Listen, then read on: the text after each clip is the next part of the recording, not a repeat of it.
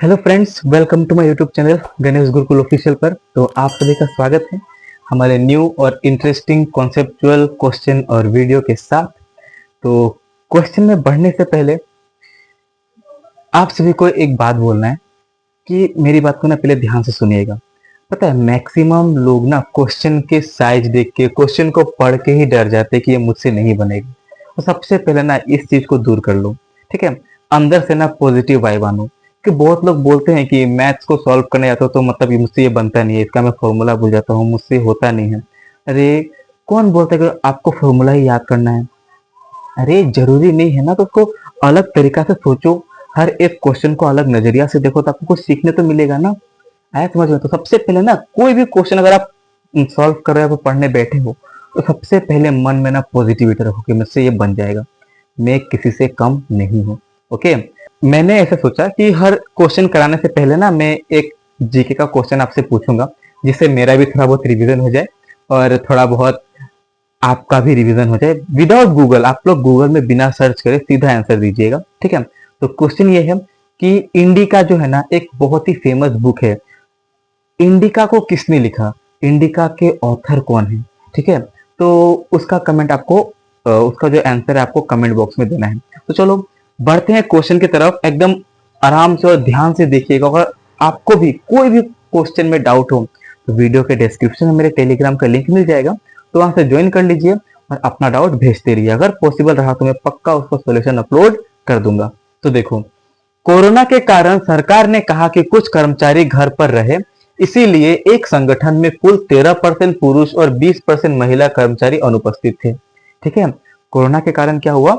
सरकार ने क्या कहा कि कुछ कर्मचारी घर पर रहे, एक संगठन में, इसीलिए कहा एक संगठन में 13% पुरुष और 20% महिला कर्मचारी अनुपस्थित यानी प्रेजेंट नहीं थे।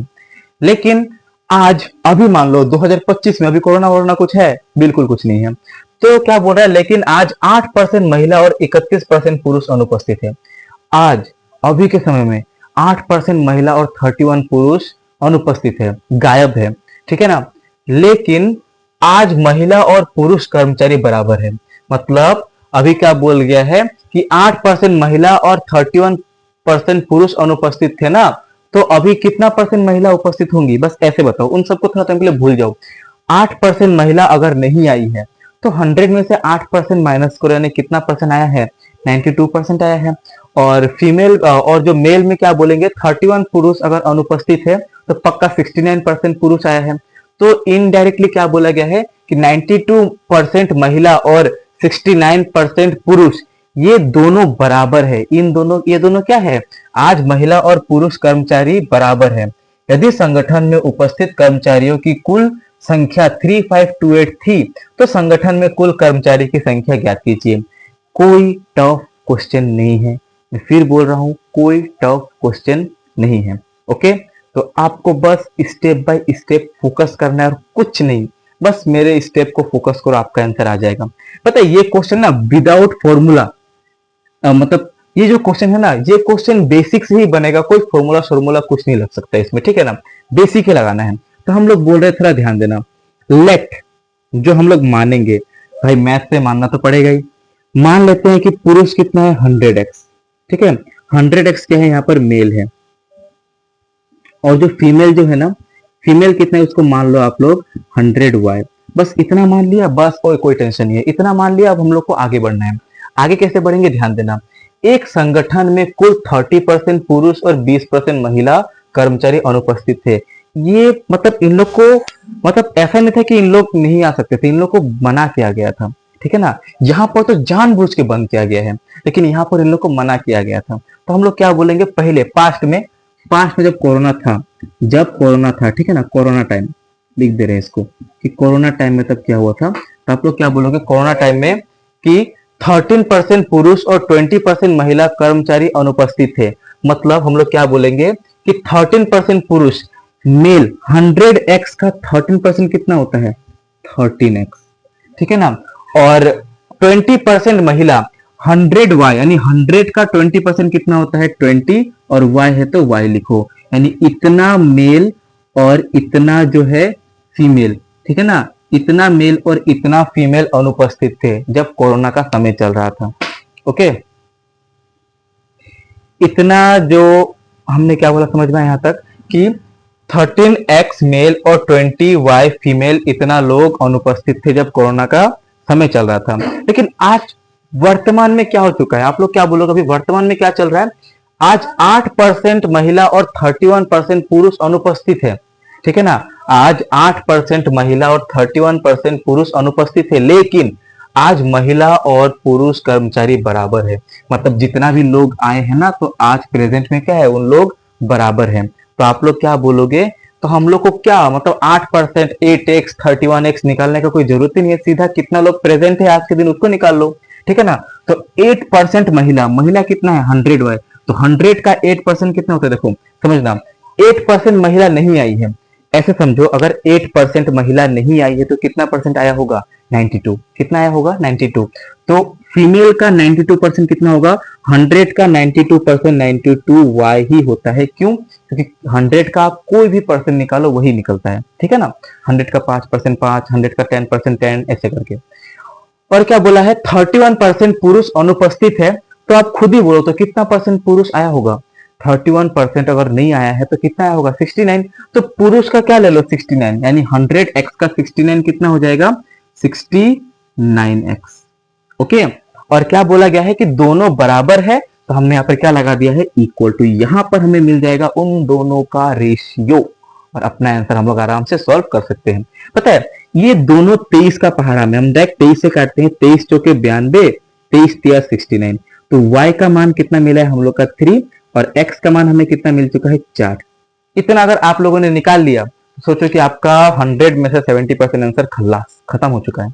अब जाके थोड़ा सा बस खत्म करना है तो हमारा आंसर आ जाएगा। देखो, यदि संगठन में उपस्थित कर्मचारी की कुल संख्या 3528 थी, देखो दिख रहा है कि नहीं, यदि संगठन में उपस्थित कर्मचारी की कुल संख्या 3528 थी तो संगठन में कुल कर्मचारी ज्ञात कीजिए।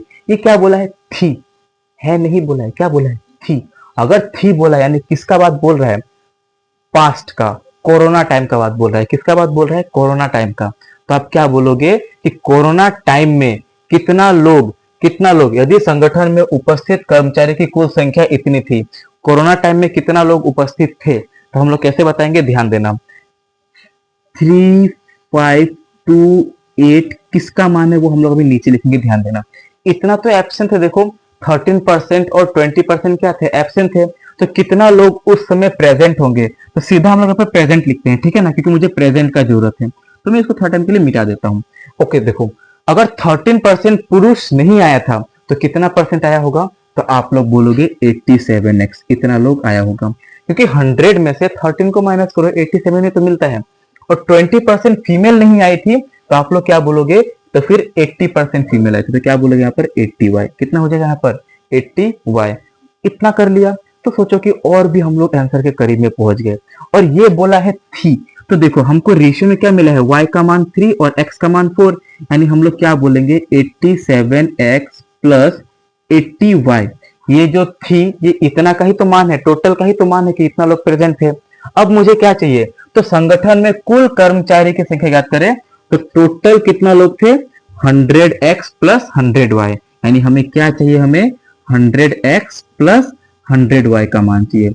बताओ, इतना देख के आप लोग पूरा डर गए हो कि यहाँ पर x y, यहाँ पर ये। अरे डरने का कोई बात ही नहीं है, आप इन दोनों का मान पहले ही निकाल लो। मैं तो बस यहाँ पर बताया कि ऐसे करके लिखना है, लेकिन इतना थोड़ी ना लिखना है आपको एग्जाम में। आप लोग सीधा ऐसे करो, y का वैल्यू यहाँ पर बैठाओ, देखो y कितना है 3, तो यहाँ पर मल्टीप्लाई में 3 है, तो 3 8 है 24, सीधा लिखो यहाँ पर 240। और 87 x का में क्या बैठो, देखो ये कितना है 87, और x का जगह में क्या बैठा दो 4, तो 4 से इसको गुना करो, 4 7 28 का 8 हाथ में 2, 4 8 32 और 2 34, ठीक है ना। 4 7 28 का 8 हाथ में 2, 4 8 32 2 34, 348, यहाँ पर 240, इतना हम लोग आ चुका है, हम लोग और करीब पहुंच गए। अब जाके और थोड़ा सा बस, ठीक है ना। अब 100x प्लस 100y, देखो 100x, x का जगह में क्या ले लो 4, तो यहाँ पर कितना हो जाएगा 400। फिर यहाँ पर y का जगह में क्या ले लो 3, और 3 इंटू 100 कितना हो जाएगा 300। यानी अगर हम लोग इतना कुछ ना लिख के सीधा हम लोग यही लाइन लिखते तो हमारे लिए बेटर होता है कि नहीं, बताओ। जो हम अभी लाइन लिखने वाले हैं, देखो हम लोग क्या लिखते हैं, तो 3528 जो है ये टोटल सम का मान है, यानी 8, फिर 4 और 4 8, और 3 और 2 5, यानी 558 का मान है। हमें क्या चाहिए, कुल कर्मचारी की संख्या ज्ञात करें, यानी 400 प्लस 300, यानी हमें 700 का मान चाहिए। बस यहां तक अगर आप लोगों ने कर लिया तो सोचो कि आप लोगों ने बहुत करीब में मतलब लेके चले गए हो। बस 90% सॉल्व। अब इससे इसको काटो, आपका आंसर आ गया। अब पता है यहाँ पर काटने में भी एक बहुत ही बढ़िया लॉजिक लगेगा, बताते हैं। देखो पता है ये 8 का टेबल है ना, बस 8 का टेबल में, 8 का टेबल में यूनिट डिजिट कब 8 आता है, तो आप बोलोगे 8 6 के 48, यानी 6 बार में। तो एक बार इसे 6 से देख लेते हैं, ट्राई करके देखो। 5 8 8 को देखो 6 से गुना करके, 6 8 48 का 8 हाथ में 4, 6 8 48, 4 52 का 2 हाथ में 5, 6 5 30 5 35, यानी 3528। हाँ भाई 3528 तो पूरा दिख रहा है, मतलब इसका ये कितना गुना है, 6 गुना। तो हमें टोटल जनसंख्या कितना मिल जाएगा, तो 6 7 42, यानी 4200, जो हम लोग का करेक्ट आंसर होगा ऑप्शन नंबर बी। ओके, तो क्वेश्चन में बताओ कोई दम था, तो आप लोग बोलोगे हाँ भाई बहुत दम था, लेकिन नहीं, कोई ज्यादा दम नहीं था।